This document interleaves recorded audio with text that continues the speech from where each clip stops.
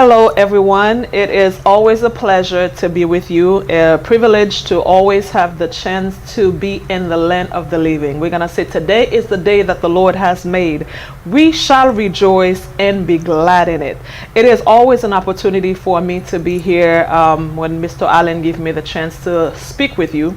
Today I have a guest with me, but before I introduce my guests, I want to tell you the show is going to be totally different today, because we know we always talk about a short for life, but a short for life is still there. But today we want to do something different. We want to make sure we bring you more knowledge. We have so much going on in the community, and we want to make sure we basically tap in what's going on in the community and let you know more about it. But before we do that, we're going to take a little break. But before, I will introduce my guest, who is Lady Ruth, aka Lady R. How are you, Lady R? Hi, Camie. Thank you so much for inviting me to the show. And Yes. I say hi to everyone that's looking at that great show. I know you've been looking at it forever. And then when she decided to invite me, I was like, oh my God, this is such an honor. So thank you so much for inviting me here. And I think we're going to have a great time together Yes. to talk about, I don't know, what we're going to talk about? We're gonna get into this Okay. a few minutes. Now, before we talk about what we're here to talk about, you guys already know the show, Lovely CAMIE Show. And also we ask for people who has anything that they doing in the community, whatever business you got going on in the community, we ask for you to call Mr. Allen Daphnis. And his phone number is 5612-553909. Anything that you need to talk about, whether if you just need a platform to talk, have a show like we having, Mr. Allen, I mean, he is incredible. He is a legend in the community. He is there to give you whatever it is that you need, whether if it's from the radio or being in TV like we are doing. He is giving you, he is able to give you that opportunity to do the same. And also, if any one of you are looking to have someone to do a camera for an event that you're having, whether if it's for wedding, concert, whatever it may be, please don't forget to call Mr. Jean-Marc. His phone number is 772-924-7455. We will take a short break, and we will be back to speak about what we're here to speak with you about. Stay tuned. We'll be right back. To love is to protect. The ones you love, with whom you laugh every morning, who are there to listen to you and wipe your tears in the most difficult moments, are your companions forever. The reason to live harder every day. Have you thought about how to protect them and protect yourself when one is missing? We know the most important thing is your family's peace of mind.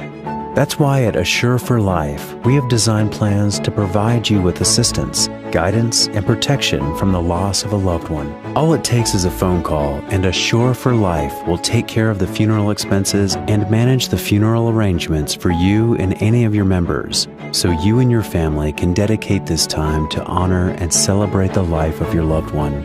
Over the last 70 years, we have been there for more than 250,000 families in the United States, Latin America, and the Caribbean in the moments they have needed us the most.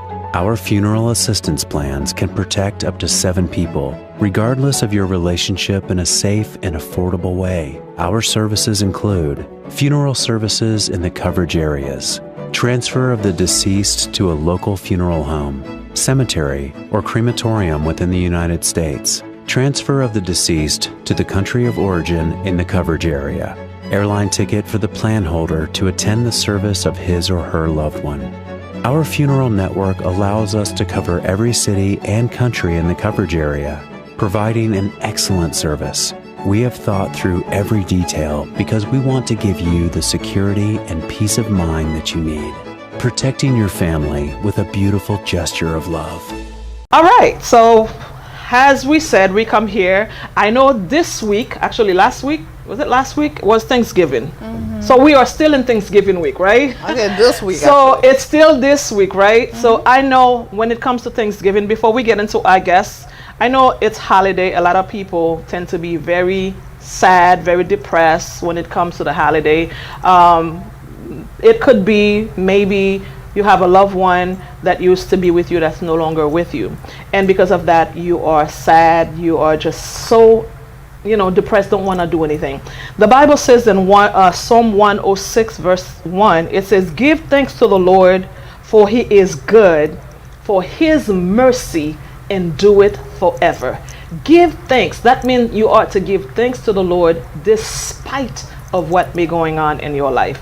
I mean, sometimes we might say, I don't have anything to thank God for, but you do have something to thank God for, because you are alive today. You are in the land of the living, and it is an opportunity that, to do whatever it is that you need to do in life. If you said, like, whoever my loved one is no longer there, so I don't have no one. Listen, because God gave you the opportunity to still be here, man, give him thanks. Give him glory. You may say, I'm in the hospital. I don't have, nobody to come and see me. I don't have anything. But listen, by you being there, it's a privilege. Because there are people that would wish to be here, but unfortunately, they are 6 feet under. So in everything we do in life, nous devons compter le bienfait bon Dieu. Parce que bon Dieu lui-même, his goodness toward us is just unexplainable. Because if God was to give the enemy permission for you not to be here, you would not be here. So take time during the holiday to give thanks to God. All right, so that just brings me back to my guest, Lady Ruth, that is here with us. Lovely woman. So it was a privilege to encounter this magnificent woman that is sitting here with us. So I'm gonna give her just a little time to tell us about herself, where she's come from in Haiti, and just tell us about herself. Lady Ruth, tell me a little bit about yourself. Well, that's not really much to say. You know me, I don't like to talk about well, myself. tell. But my name is RUTH MICHEL DUPOUX, for the person who knows, and then yes, alias Lady R, because I have to tell you, a lot of people cannot say Ruth properly, because and that's a problem. She don't like people calling her any other name but her name, just like me too, right? Yeah. So when people say RUTH, oh my gosh, my head is like stop turning. Like, okay, Lady Air. I think everybody can say Lady Air. Lady Air, that difficult, no? And that's the reason why I have people call me CAMIE, because oh my God, they always want to mess up our name. Like, we don't like that. We don't. So that's it. I'm a businesswoman. I'm an entrepreneur mostly, and I'm into social event. In a sense, like I do a lot of motivation. I do a lot of entrepreneur event. Like I always push people to do better. And I think this life, we didn't come to this life for nothing. Like you said, we have to give God thanks, because if we're still alive today, it's because we still have a purpose. We still have something to do. We still have a mission to accomplish. Right. So we cannot waste our time or talent, whatever God give us. Whatever who you are, whatever you have inside of you, you can do something with it. You just need to discover it and then use it to help yourself and help people around you. So plus ou moins c'est ce que je fais, comme si j'aide les gens à se développer, que ce soit du point de vue personnel, que ce soit du point de vue business, carrière et autres, pour qu'ils joignent le meilleur de eux-mêmes, pour qu'ils vivent une vie pleine. Parce que, like you said earlier, I was listening to you when you were kind of praying about en pile monde par exemple, you toujours dit, oh my gosh, I don't have nothing to be thankful for. Right. Et, parce que monde te pas là encore, you don't have nothing to yes, no, because you never know, God is gonna send you, maybe someone else is gonna love you even better. Exactly. You know? But sometimes it's not even that. Sometimes people think, because they have a loved one, like say for instance, if they have a husband that that passed away, c'est comme si toute la vie est finie pour ça. Ou bien si t'es un petit qui est gagné qui pas là, la vie est finie pour ça. Well, you have to understand, nous les hommes, nous sommes attachants. Well, comme si que nous voulons que nous parlions, le sentiment d'attachement, d'appartenance, c'est très important pour nous. C'est comme ça, ils lever nous, c'est comme ça, ils build nous. Et même société, par exemple, regardez women. Si on fait qui pas un petit, on dit, oh, un petit toujours. Mais son bagage qui nous fait en pile la communauté. On marié toujours. Exactement. Moi, invite toujours. Comme si le sentiment d'appartenance, à savoir chaque monogomission. Et même si il y a des comme ça que oh oui, garçon pas même pression que fille, c'est pas vrai. Il y a des familles qui disent que par exemple qui sont arrêtés là, au chita là, on fait vieil homme ou pas les marier. Qui est-ce qui va l'occuper pour le grand monde? Comme si you know. Yes. Donc C'est le sentiment d'appartenance que moun yo a cherché et peut-être si le dès que t'as fini accroché, spécialement genre monde là tourner connait, so dès que t'as fini accroché à something and that person is not there anymore, so you're gonna have to start over totally. And which understandable. It's li vraiment nous comprenons ça parce que Jean qui dit nous attachés en pile avec monde qui nous remet et les monde n'en pas là, of course nous toujours senti comme si on vide qui dans nous-mêmes. Mais ça pas veut dire plus que moun nan pas là pas gain espoir encore. Vous comprenez? Nous toujours tendez on verset que nous toujours a dit en pile dans l'église côté on dit comme ça que God will never put more in you than you can bear. You know? Et nous comprenons que it's so cliché when you said, God will never put more in you than you can bear, but it's the truth because si bon Dieu connaît que ou pas gain capacité pour handle a certain thing, trust me, he would not put whatever it is dans chemin ou. Et si par exemple il entre sur chemin ou, moi vle dire que ou gain façon que capable maneuver around whatever the situation is. Parce que situation pas venir parce que en pile fois nous penser que situation venir pour tuer non, comme ça pour just take us out, but that's where you find your strength, right? C'est dans situation que ou doit rentrer dans situation parce que si pour entrer dans situation ou pas jamais connaître qui lady are, right? Oui, comme toujours dit mon ça que par exemple c'est dans tentation pour si ou vraiment fort. Comme s'il y a des personnes qui pas exposer tête dans quelle situation et puis on dit comme ça que let's take an example in a relationship. Comme si a guy or woman comme si you pas jamais exposed for anything to be able to say I choose that person, I'm not going to do this thing. So si pas jamais exposed you don't know yet if you're faithful. Right. You need to find someone eventually that qui coche toute liste sans besoin and you still say no to that person because you already give your word to someone else. And I think a lot of people le fait que yo comme si they you shelter themselves, yo comme si they stay in a safer mood, yo pas jamais peut-être face à ça, yo pas jamais qu'à découvrir qui est totalement. So now, with that said, you said you're an entrepreneur. So, how about what do you I could see that you have a book here. So, how about you tell us what is your book about? Bon, like I said, I am an entrepreneur. Bon, préciser, toujours je suis un entrepreneur en série. Pour qui ça moi dit que je suis un entrepreneur en série parce que il y a des personnes qui décident d'entrer dans un secteur et puis ils étaient là-dedans. Moi, je me dis, and I got that from my mom. My mom used to tell me, let me tell you, Ruth. My chérie, listen. She used to call me Whitney. There's no limit in what you can do in this life. God put you in this life. You can do anything you want because you have power. You have control over anything in this world. Just put your mind on it, you're going to make it happen. Right. So, les bons tempéraments que pour me toujours créer and everything. And of course, I have a lot of people that wealthy around me, like older. Cap dit me consent que for you to become a millionaire, to do, you have to have at least 7 sources of income. And I think it's really good too that when you stay in a surrounding where people are telling you, what you can do, boosting you up, automatically you go up with the positive mindset that I know I can fly. It's not only someone who's going to tell you that what you can do, but if you don't have a business, I'm not going to take advice from you. I'm sorry. Right. Because if you don't know how to run a business, you cannot tell me how to run a business. If you never fail, you cannot tell me if I do this, I'm going to fail. Right. If you never succeed, you cannot tell me what to do to succeed. Mais non, je t'apprends exemple comment pour tout le monde qui maman t'a dit que ou capable faire capable faire n'importe bagage. Mais gen parents tout, ti moun yo parler si tellement laid avec ti moun yo crasé ti moun yo. So à cause de ça, les ti moun yo levé yo vinn gon low self-esteem. Malheureusement, faut moi dire malheureusement dans coutume pas nous, la coutume haïtienne, la culture haïtienne, dans gens lever ti moun yo et pas tout le monde qui connaît ba nous l'amour. Exactement. Yo pas ba ti moun yo l'amour et ça qu'on je non paquet garçon kou fi dans moment qu'on qui pour aimer. You understand?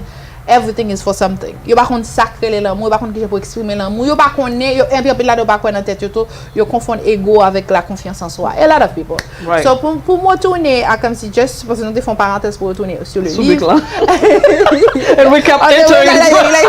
We all over the place. So to go back tell to us about the book. So like I said, I was saying that I'm an entrepreneur en série. When I decided to move to the US, parce que j'ai pas beaucoup d'années depuis que je suis venue vivre définitivement aux États-Unis, you know what, my life is not in it anymore. Pour tout ça qui passe à Haïti, je dis bon, m'a quitter pays ça parce que j'ai mangé mon bas c'est prêt. Oh, I say bon pour ça. On me dit, j'aimerais payer à aller là, tu peux en bas. Il y a perdu. Tout dit comme ça, on dit ça. Oh God. Dans toutes les règles. Bon Dieu, il pas attendre, il pas connaître l'autre à venir parce que si tu connais n'importe là t'as pas clair. Ça me get un jeu. Nous avons tout parti avant si on te connaît l'autre à venir. J'ai des amis qui disent que ça ma chère, oui, là tout bien parti. Vas-y moun ça, vas-y. Parce que haïtien au début dit sur Haïti, y a qu'un ou ton mango.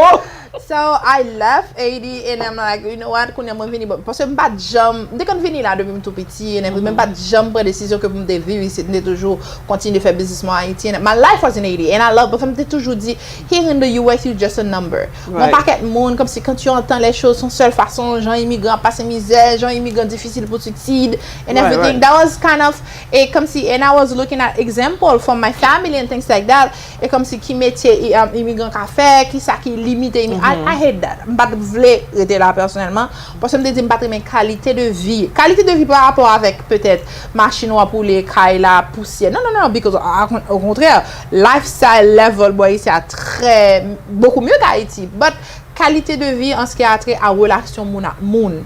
Comme si boy, c'est une question de chien manger chien, pas de comprendre. Comme si c'est pam, comme si we don't have time, it's money and everything. Ok, je ne vais pas finir tout en remède. Bref. So là, je décide finalement, je me dis, bon, je suis 3 ans, ça fait 3 ans. Je me dis, bon, je décide que je vais venir aux États-Unis. Donc, what I'm gonna do? Dans quel domaine que je vais entrer? Quel domaine qui me tient à cœur? Et puis, quand j'ai cherché, j'ai trouvé l'immigration. Je décide d'entrer dans l'immigration. Et this is how I am. Là, je fais un bagage, malgré que je suis entrepreneur en série. Dans le moment que je fais là, je focus 100% sur ça m'a fait jusqu'à ce que je maîtrise ça m'a fait. Après ça, next, I go to something else. But I still have the knowledge. Parce que il y a des gens qui commencent à faire bagage allemand, ils quitter, ils pas jamais vraiment master ça faire. Okay, so what is the core of the book that you have in here? The book has the name is USA Immigration Secret. Qui is a USA guide for undocumented immigrants or new immigrants, if you can put it that way. Sous son new immigrant ou fait venir aux États-Unis, je garantis tellement de problèmes dans le pays ça pour immigrants à tous les niveaux, que ce soit pour régler les papiers, que ce soit pour jouer dans le cas, que ce soit pour acheter une machine, et que ce soit même famille pour auto, parce que quand plein de millions de dollars te venir si tu passes misère, ou même tout faut venir pour passer misère.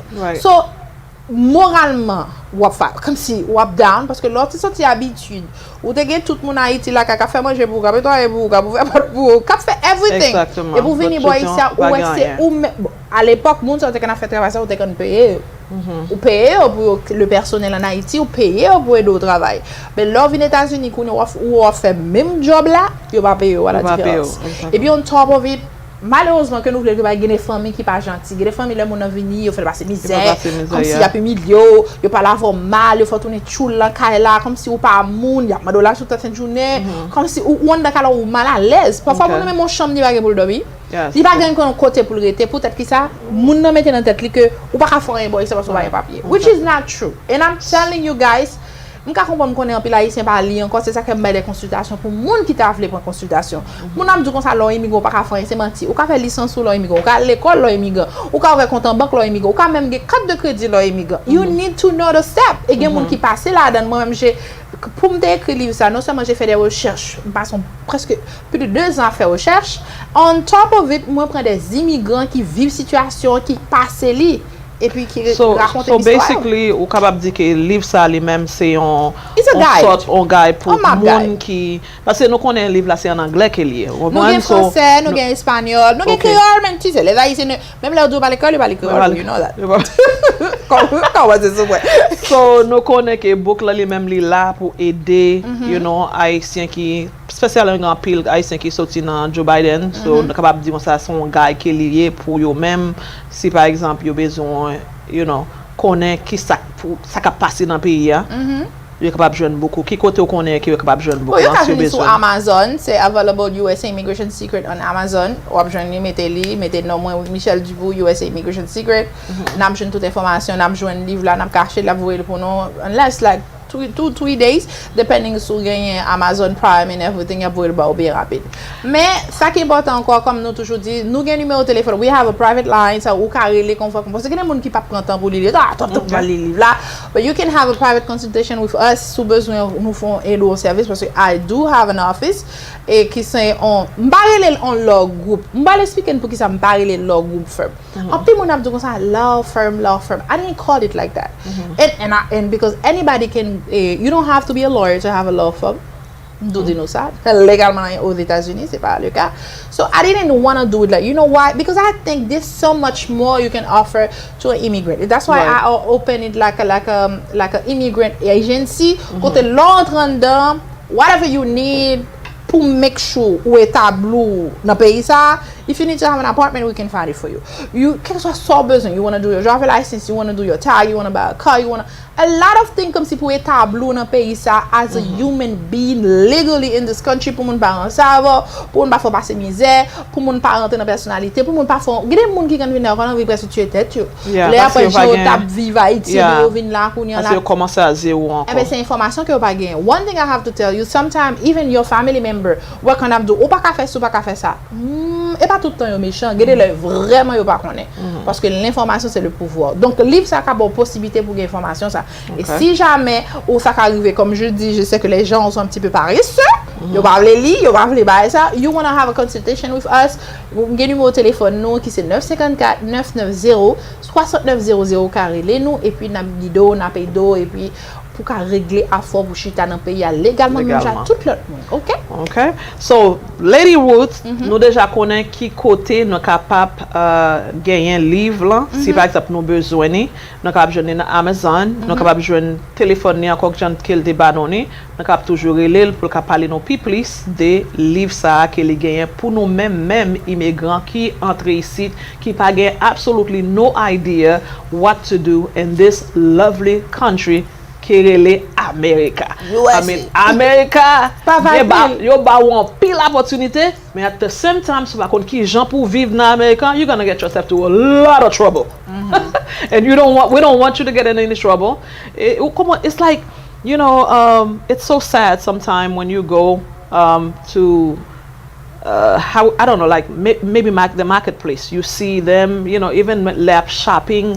You know, they don't even know how to look for the, you know, clothes. You got no rack là. Sometimes they just voili keep at côté. You pa, you know, trying to put it back. You know, they just think c'est Haïti que you pas gain même mess que you te gain en Haïti là. Malheureusement, encore une fois, c'est peut-être ça, tu sais, moi-même, je ne pas essayer de condamner au monde parce que if you don't know better, it's hard. Now, I think our job as new community, nous-mêmes qui bois ici à notre community, qui là, c'est pour éduquer les gens, vous comprenez? Que ce soit sur TikTok, que ce soit Facebook, que ce soit Instagram, que ce soit dans la télévision. C'est job nous pour nous éduquer le peuple. Quand vous regardez Diaspora TV, nous connaissons déjà que la font travail positif dans la communauté. Donc éventuellement, si on pouvait avoir une rubrique côté moun yo parler de moun qui peut comporter, qui ça peut supposer faire, that would be amazing. Parce que bon, malheureusement, pays noir lack a lot of things. Haïti tellement comme si petit pourcentage de monde en Haïti qui plus ou moins a accès à certains luxes, regardez 99% pas accès à ça mavel. So là monde ça venir là que ce soit par Joe Biden ou que venir par la frontière par Nicaragua, par Mexique, I don't know, je venir they looking for a better life. Ils venir là pour chercher une vie meilleure. On seul là moi dit nous même immigrants là nous venir boy ici. Nous venir boy ici, nous pas venir caler nous venir chercher la vie meilleure en bon sens créole je dis là. So but you have to learn. Faut nous vêter, nous pour apprendre pour adapter dans pays parce que bon là on haïtien comporte le mal, il pas dit haïtien ça, il dit tout haïtien. Vous comprenez? Donc c'est même gens là haïtien font bon bagaille, il dit tout haïtien quand je n'a parlé de Wyclef. Ah, is Haitian. Quand je n'a parlé de Jason Derulo, is Haitian. Nous fiers de lui. So c'est même gens là haïtien font tintin, il dit Haitian, tout haïtien qui pas bon. So c'est nous mêmes qui vous changer image que n'a bail international de nous. Et nous mêmes qui changer image, là nous habiter non caille, prend soin caille là, gérer affaire nous, là nous louer machine pas craser, là nous travailler en côté conformer nous rival. Il y a des choses les règles de la bienséance comment ça appliquer. Et sous pas qu'on est observer monde qui beaucoup pour apprendre. Et puis deuxième bail qui est important, essayer de parler langue parce que nous connaissons nous intelligents. essayer de parler langue pays parce que l'on parle anglais, l'ouvre pile porte pour même. OK? Ça veut dire pas bien côté que ou capable rentrer l'on parler langue là. So pas quitter nos chita dans devant TV. TV est good pour garder c'est vrai, mais you know li et apprendre langue là à l'école, il y a l'école à souhait pour nous mêmes qui venons dans Joe Biden qui fait venir dans Joe Biden. Il y a l'école à souhait, so c'est mettre anglais, son question mettre anglais sur nous-mêmes et faire ça nous pour nous faire parce que nous c'est des mois, des années yo ba yo dans pays, so 2 ans. So ça veut dire faire tout ça pour faire parce que pas jamais connaît ça capable passer après des ans ça. Actually, mon Joe Biden, même si yo gen 2 ans parce que yo vini as parole, yo gen possibilité pour ajuster statut. Vous comprenez? On n'a pas encore But we never know what you know. No, what can do it. They can do it. You just pas supposé quitter 2 ans passés ou pas gen ajuster statut. De pour ka faire parce que même sous parole, il y a moyen avec USCIS pour ajuster statut pour résidence pour être là. You need to know how to do it. Right. One thing I'm going to tell you guys. Nous même haïtiens nous gon monde qui relé yo dans communauté nous. Yo. Yo kon tout bagay. Yo dit si tu dis l'autre. Yo pas, yo si yo ça. Je vous en prie mesdames et messieurs. Et c'est une problème nous toujours gain mais tête nous parce que n'a attendé yo dit. Là nous besoin en conseil, nous besoin bagage, nous besoin consultation alté con professionnel. Suspendi yo au monde qui pas dans domaine, au monde qui pas. Oh, yo te fait non.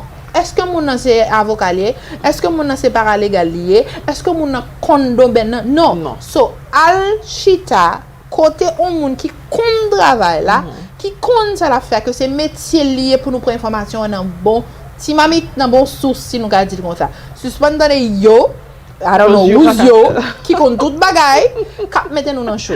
Stop it. So okay? Well, that's just basically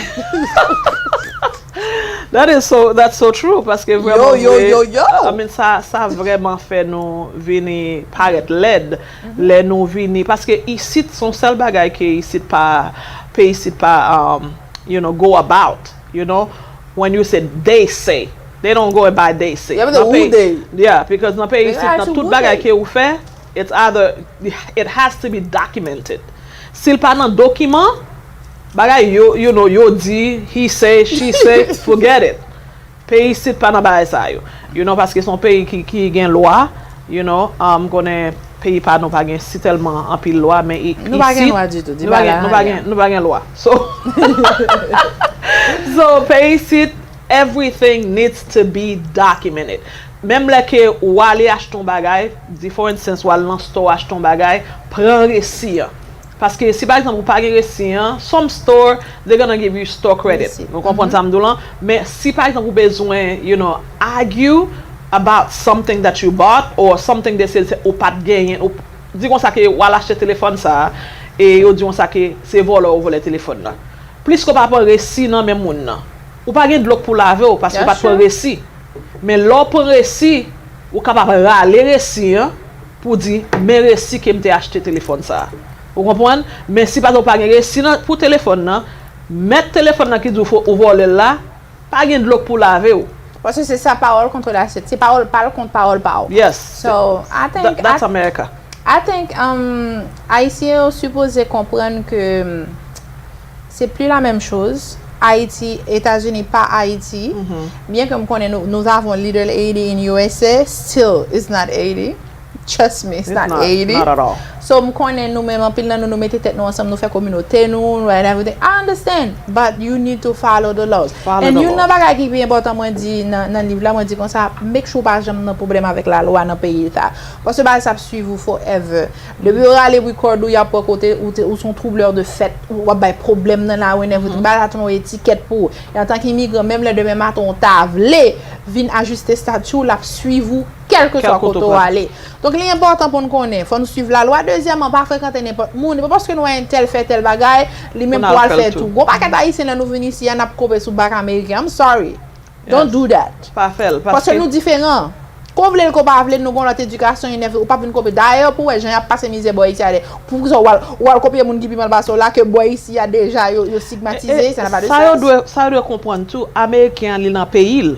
Vous comprenez? Malgré ça, oui. Côté li même américain dans li dans pays, qu'importe ça le fait, yo ka mettre dans prison, y a plagué, you know, sans rien. Parce que pas pas le tout la caille. Mais ou même haïtien, oh my God, y a fort passer misère ça c'est yon et y a shoot au bac la caille. Yeah, I have someone that happened just for red light back on qui ça a été fait, yo voyez l'aller jusqu'à présent il y a plus de 25 ans, il va jamais ka tourner back, il a appliqué pour lui dans Biden, he cannot come back. Yeah, so il est vraiment important que so fait in this country matters.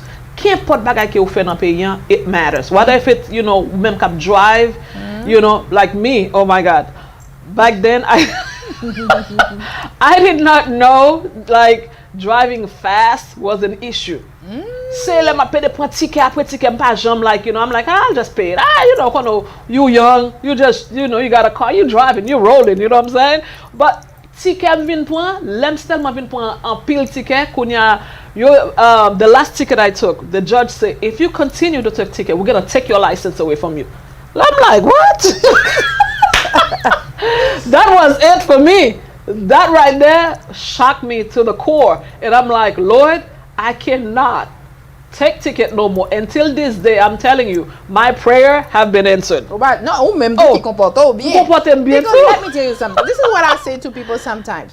I know prayer is good, yeah, definitely. Yes, but you ou pas qu'à dire moi prier pour faire le contraire de exactly what you're asking. Of course. So even God loves you very much, Camie. But you have to. Si la conduit vite, ou pas t'as gagné licence jodi.